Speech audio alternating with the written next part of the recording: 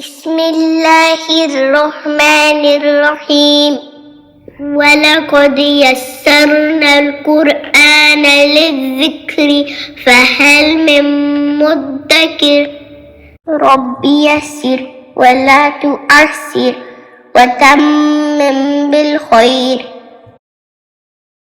اس lesson میں آپ یہ سیکھیں گے کہ جب دو سکون آپس میں ملتے ہیں تو ان کو ہم کس طرح سے پڑھتے ہیں۔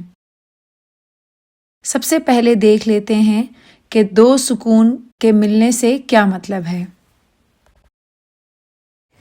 مد کے حرف کے بعد اگر شد یا سکون میں سے کچھ آئے تو اس کا مطلب یہ ہوتا ہے کہ یہاں پر دو سکون ہیں، کیونکہ مد کا حرف بھی ایک سکون والا حرف ہی ہوتا ہے۔ میں آپ کو ابھی یہ مثالوں سے سمجھاتی ہوں۔ اس مثال میں دیکھیں، آپ کو الف مد کے بعد لام سکون نظر آ رہی ہوگی۔ الف مد بھی ایک سکون والا حرف ہی ہے، اس کے اوپر کوئی حرکت نہیں ہے، اور لام بھی ایک سکون والا حرف ہے، تو اس سچویشن میں الف کو نہیں پڑھیں گے۔ اس کا مطلب یہ ہوا کہ پہلے سکون یعنی کہ مد والے حرف کا ہم نے حذف کر لیا ہے۔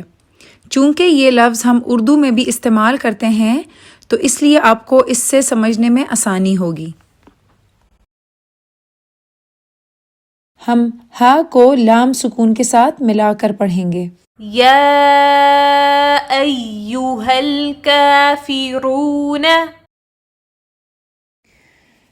اس مثال میں اگر آپ دیکھیں تو واو مد کے بعد لام سکون آ رہی ہے۔ چونکہ یہاں پر دو سکون آپس میں مل رہے ہیں تو پہلی سکون جو ہے اس کو ہم نہیں پڑھیں گے اور تا کو ہم لام کے ساتھ ملا کر پڑھیں گے۔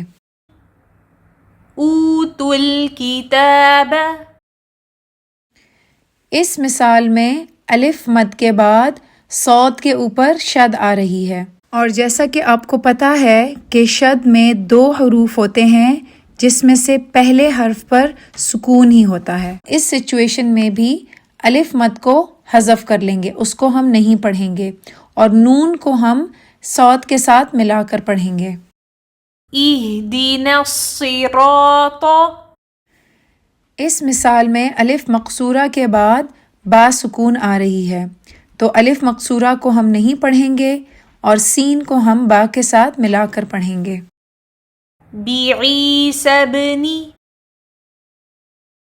ان دو حروف میں سے پہلے والے سکون کو حذف کرنے کی وجہ یہ ہے کہ عربی زبان میں عربوں کو دو سکون کو اکٹھے پڑھنا اچھا نہیں لگتا، جس کی وجہ سے وہ پہلے والے سکون کا حذف کر لیتے ہیں۔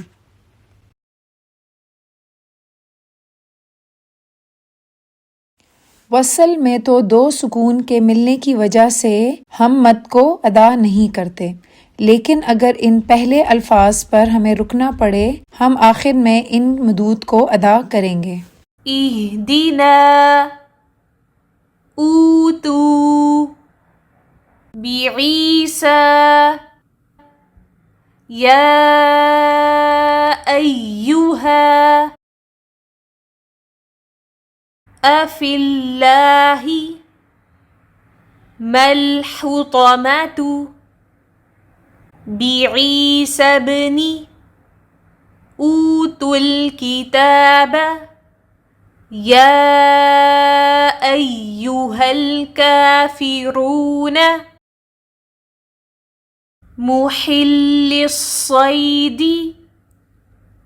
ھذا البیت، تحتها الانہار، فالتقى الماء، اہدنا الصراط،